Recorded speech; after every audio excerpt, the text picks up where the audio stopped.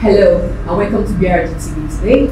I'm your host, Ijoma Lulu, and with me is the MD CEO of Veritasi Homes and Properties Limited.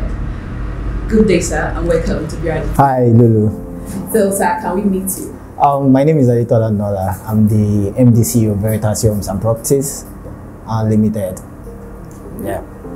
Okay, sir, can you tell us more about Veritasi Homes and Properties? It's alright. Veritasi Home started as a marketing company, like you all know. Definitely not like BRG. BRG is like a brokerage firm, but you know we started like a marketing company. We're selling properties for all the real estate companies, and then we were selling so well and so good that we were able to have good clientele base, and we thought that we can appeal more to the middle income and low income earners by giving them affordable properties. So we started Veritasi. We actually started the development side of Veritasi some 3-4 years ago, and then here we are today.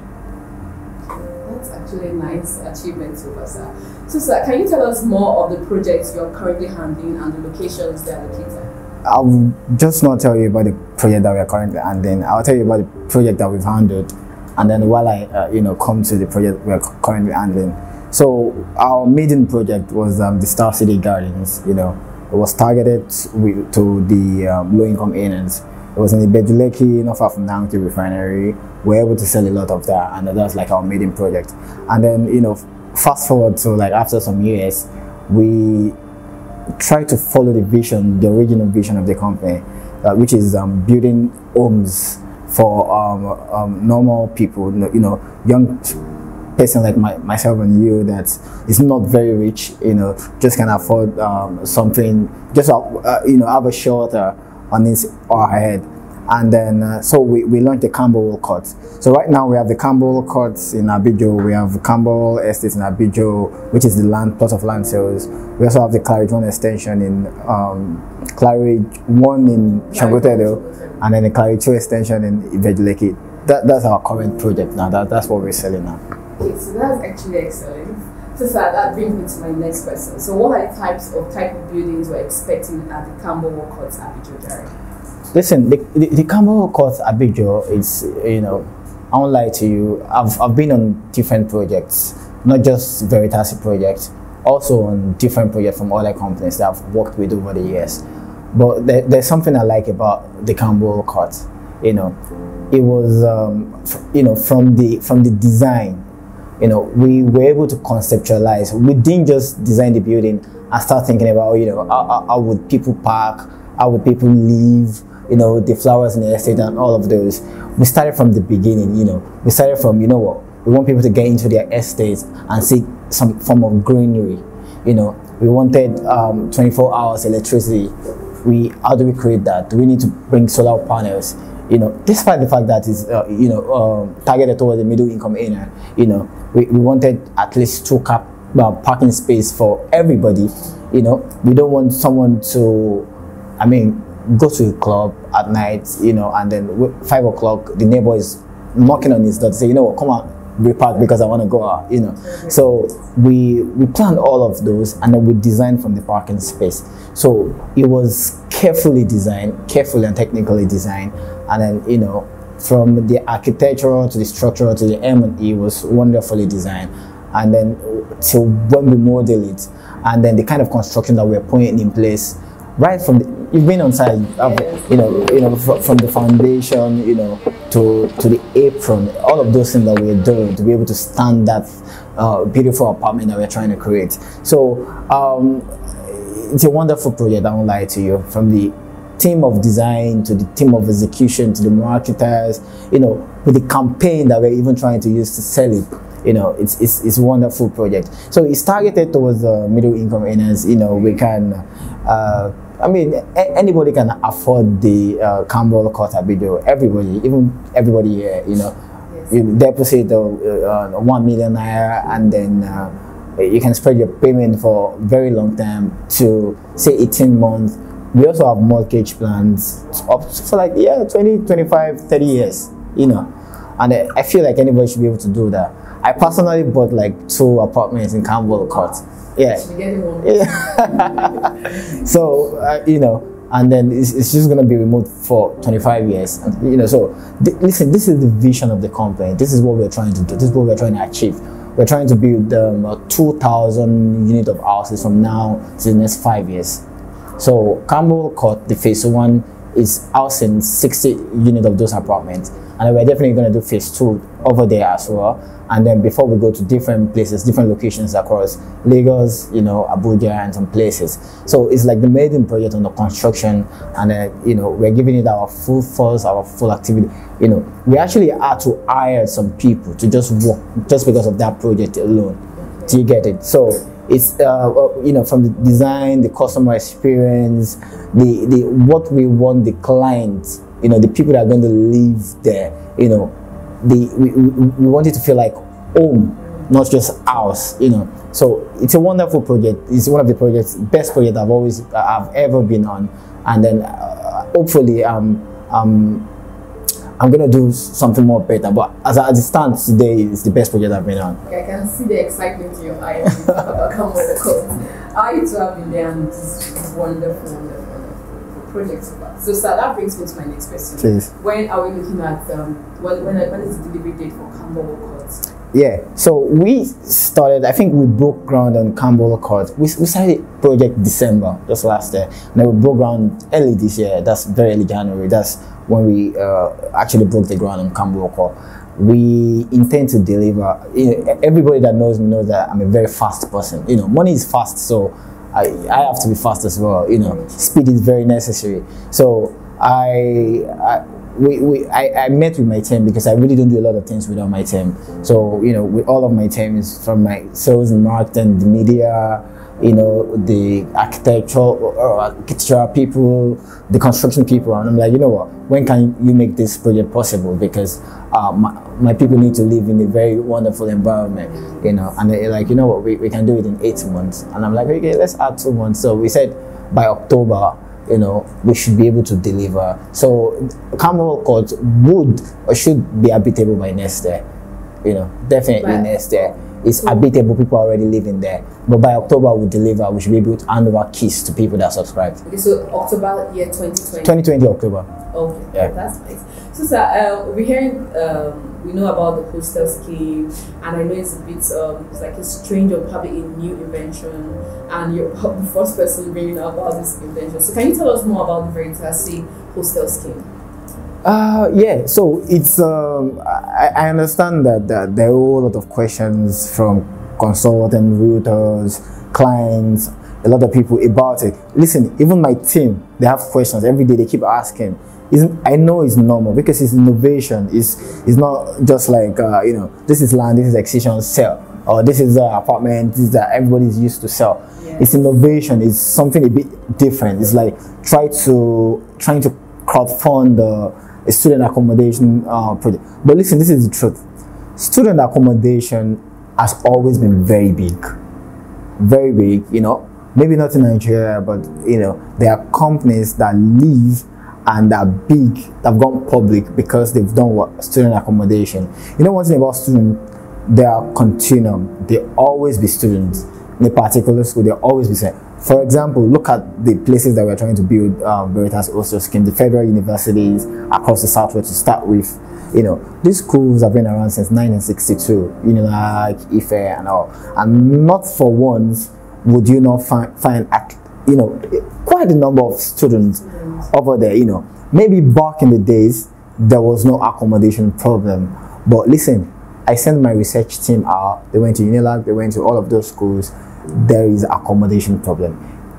Myself and you know that when there is a problem and then you can create a solution, you know, money comes with it, you know, to investors, to the people that, you know, create the problem, you know, that is involved in it, right? So what we did was, you know what, since everybody wants rental income, right? Everyone wants rental income, but not a lot of people, not everybody that wants rental income has that amount of money to be able to churn out to buy apartments or buy apartment that can give them rental income. So what can we do? What can we do to solve this problem? We need to solve the problem for students to be able to live in a good place.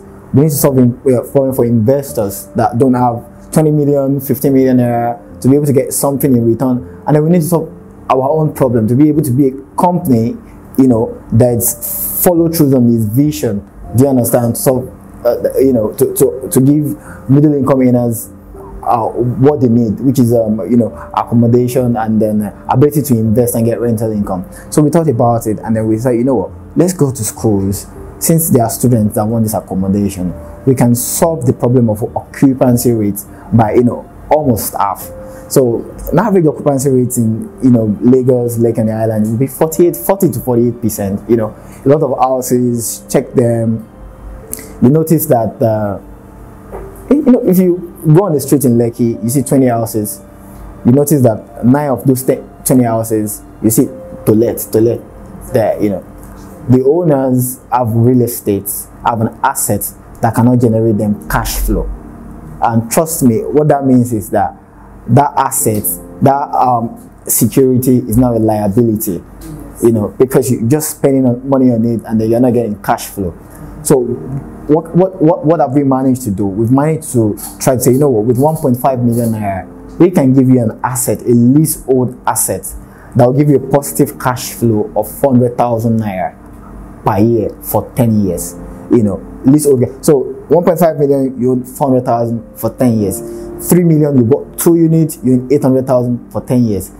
You bought 10 units. Most people have bought 10 units anyway. 10 units, 5 years. Yeah, 10 units. You get 4 million every year for 10 years. So now let's place it like this. So you're a average worker in the bank, earning, I don't know, 250k, you know, and then you rent an apartment in Yaba, so to say.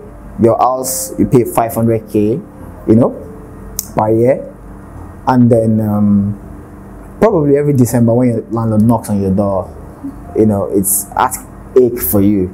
So you're saying that you can, you know, invest 1.5 million naira to get 400,000 naira just to cover up for your accommodation problem, or your, let's say you have a student, you have children that are already students that pay school fees, you know, so you can invest 1.5 million, which is not far-fetched, you know, and then you get that continuous rental income for 10 years. So the headache of, you know what, I need to pay my children's school fees, I need to pay my house rent, I need to pay all of this, has just gone because of one investment that you've made, you know. That's one of the things that we try to solve. So we've gone to student accommodation to help investors, to help the students, to help ourselves. If investors are able to get their money regularly, they're happy. The students are able to see a place, a very nice place to stay. They read well, they pass their exam, they're happy. And then in return, we see both people smile, all of them, all the stakeholders. We are happy as well. Everybody's happy. And I feel like that's what we're trying to do. Okay. So I would love to ask, so how many units are we expecting from this hostel apartment, and which of the universities are you considering to go? So what we are trying to do is, if you notice from what I have said, I've said that we are bidding apartments, normal apartment from like Camberwall Courts Abijo. We are bidding apartments for people that can have, you know, a bit of, I don't want to say high income earners, but people that can afford it, and people that want a security that is an asset. The security that is an asset means a security that gives you cash flow, but at the end of the day, it's still a security. You can use documents to take facilities from bank and all, you know.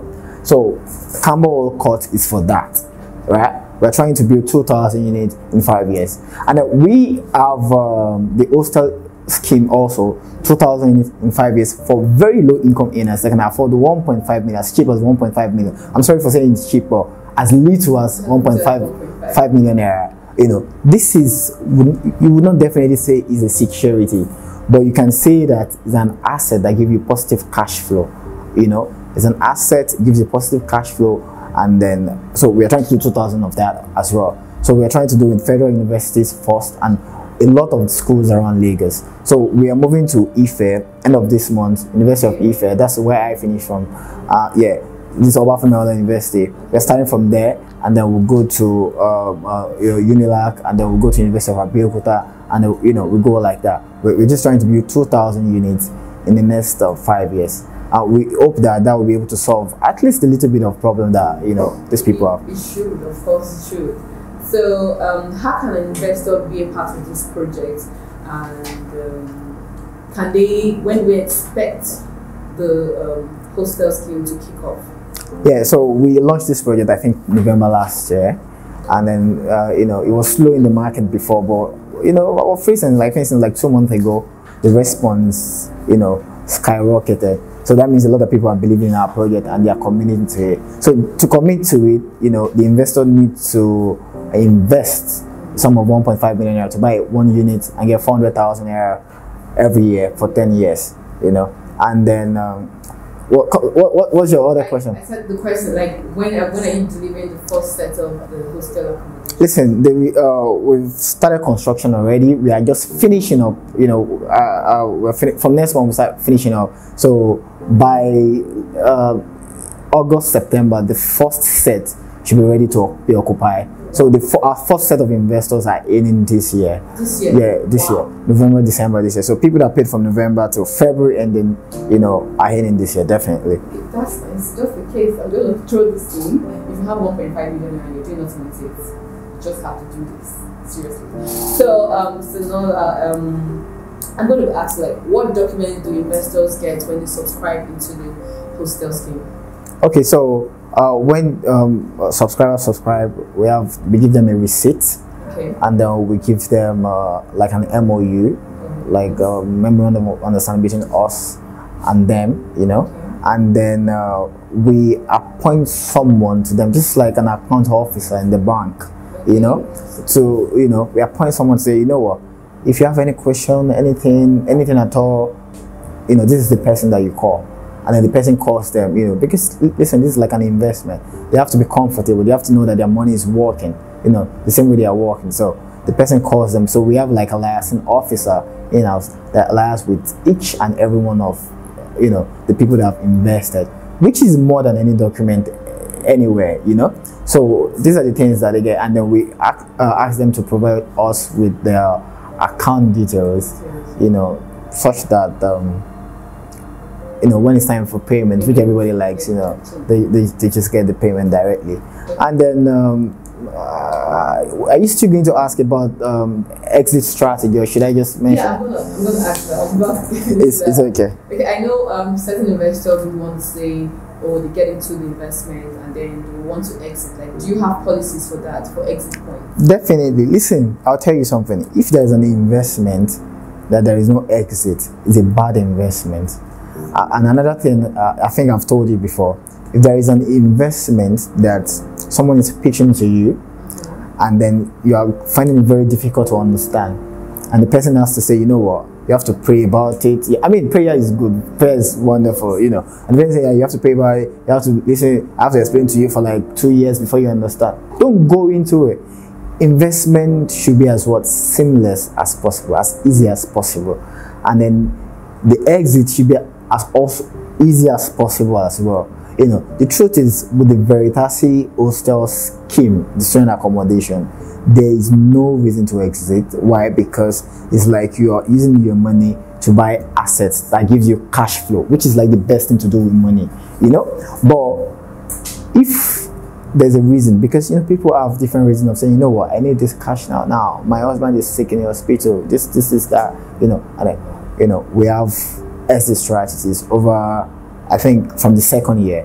So from the second year, let's say you've earned our first 400k, and then you want to go this second year, I think you get not 1.5 million definitely, but something just a little bit, just to discourage people from getting out. I think 1.4, 1.3, I can't remember the figure right now, but so the exit strategy is wonderful.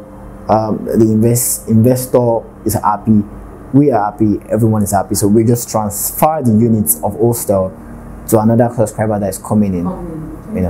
So that's nice. So I know most of our viewers out there would want to know, when you talk about units, how many units, one unit gives you how many rooms? Because most people will be like, okay, how are you sure we can get 400,000 naira from 1 unit? So 1 unit gives 2 rooms, and it also depends on the bed spaces.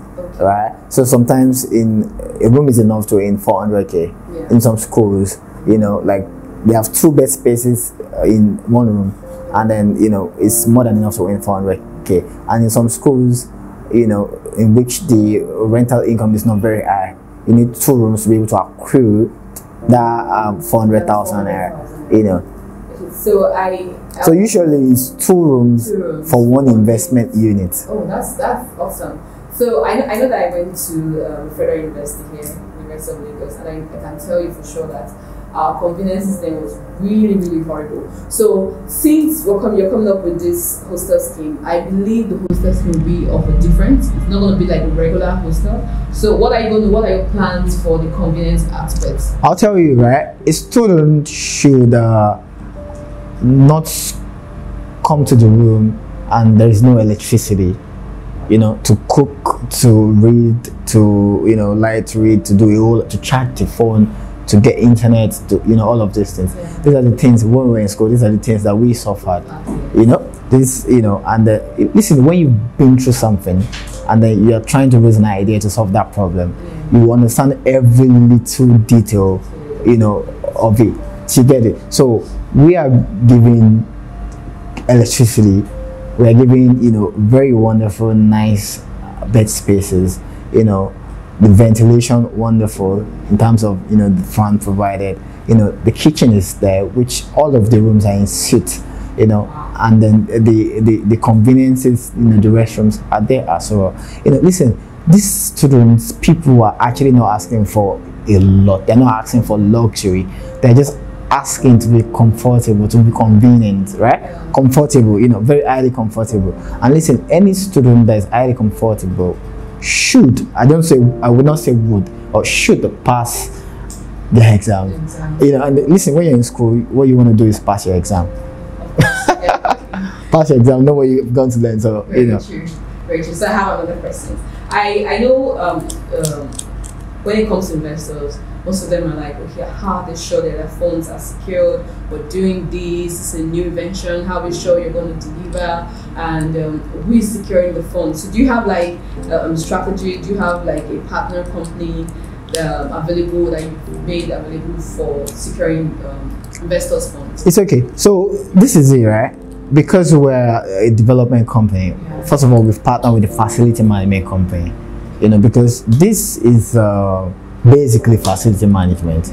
It's just even not about building hostels. It's facility management. It's first of all getting those hostels filled up, 100% occupancy, you know, and then managing it very well, you know. So we have an insurance partner, you know, and then which I would probably not want to mention. We have an insurance partner, we have a construction partner, you know, and then we also have a facility management company that we've spoken with. Actually, we've spoken with 2 that are ready to deal with us, but because we're not done with the construction yet, so we've not signed contract with any one of them. But trust me, anyone that we're going with, it will be the best. But trust me, about risk in investment, I'll tell you, right? So of recent, people still think that, you know, trusting your money with the government is like the best and risk-free kind of investment ever. Exactly. You know, which is like, wow, people pump their money in bills,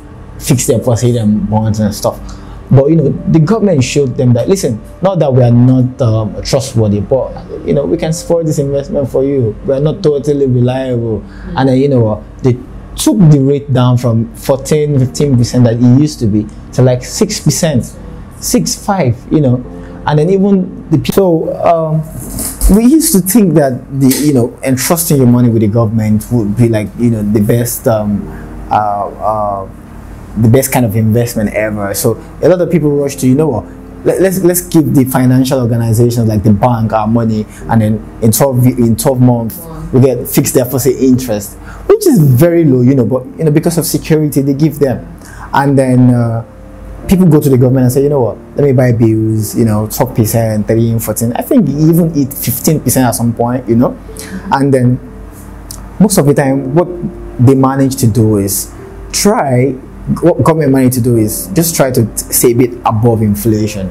So let's say you're investing like your 1 million, you get at 15%, you get 1 million, 150K in 12 months, while the inflation rate is like maybe 12 point something percent. You know, just stay, and then you think that you've made 150K, which in a way you've not made it because inflation has deep into the return, and then when you even get the return, sometimes it's taxed, and then removing the tax and then the inflation rate, you notice that you've not getting any value for the money. You've just gotten more money in terms of paper, So now, but then the government came, late last year, showed that listen, we can actually not be as much reliable like that. We can go as low as 5%, as 6%. We can do anything, So it means that if you invest 1 million naira, you get 1,060,000.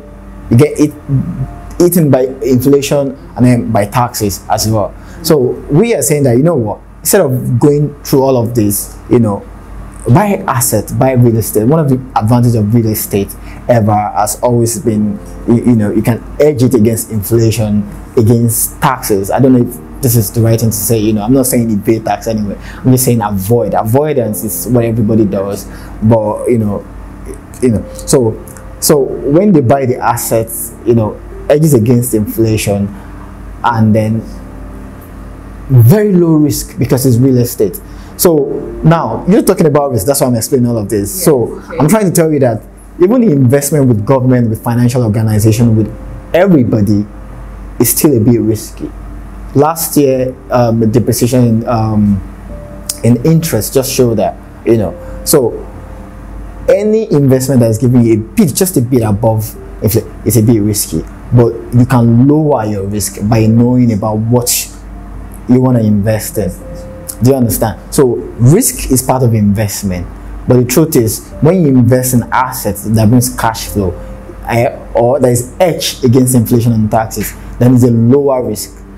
That's why forever now, one of the best way to build wealth is buying a lot of real estate, buying a lot of apartments. I just told someone today, they left my office, I told them, bro, see, the truth is you can get 30 apartments because before you are 40, 30 apartment, you will never be poor again. I thought, which is proven, it's for my calculation, I don't know about your paper asset, but if you can get 30 apartment. So when I say 30 apartment, the meaning is that if you can get 30 of Veritasi Hostel scheme, which is like an apartment anyway, because one unit gets you 400k, what apartment would have normally gotten you in Lagos, 30, that you can never be poor.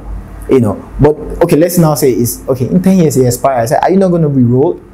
They're going to re-roll over, right?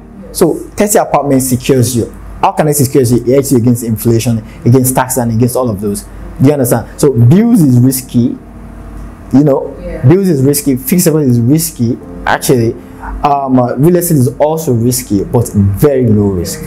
Very low risk. Okay, so that brings me to my question. Now, at the end of the 10 years leasehold period, can an investor buy off the units, like units of hostel, or do they have to re-roll or probably okay, so this is it, right? We're still working on that part of how, because I understand some investors want to own the hostel units forever, But listen, some of these hostel units are going to be JV with the schools, So, and we have number of investors given to us to manage the hostels. So can you explain JV? Because I know some of our viewers. It's alright. JV means joint ventures. It's like a partnership, like an understanding. Okay. So you provide land, we provide housing. After some years, you back it, we own it. That kind of arrangement.